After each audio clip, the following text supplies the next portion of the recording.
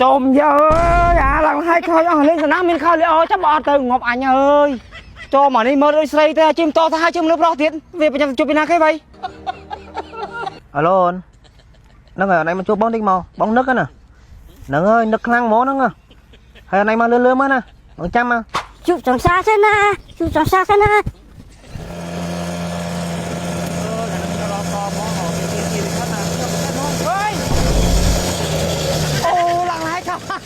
trộm giờ à là hai khơi lên sân nám mình khơi liền chắc bỏ từ Ngọc Anh ơi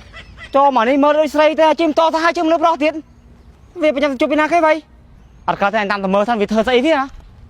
ôi rồi mấy anh này mà vô mày đang ngọt thằng bông thằng con này nè hay là anh khăn trên kia mong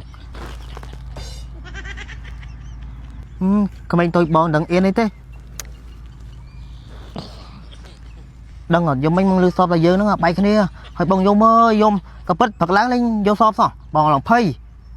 cái này sành cho sành lang này chim to mấy thằng hai này phải bảy nhé khao anh nó là lên nè khơi vậy nâng là sao nâng à nhập chứ trong xa nhưng mà à nhập tới mình cái anh nhé bọc anh mấy như này mơ khao anh là hai to cả lên nó này cái thứ mấy lấy xong khơi anh vinh chừng mới bông sầm to mọi người sòng xa nhau mình nhập đi nữa à mới bông căn ấy kia nâng ồ anh ấy cái chưa được boss cà phê pha cà phê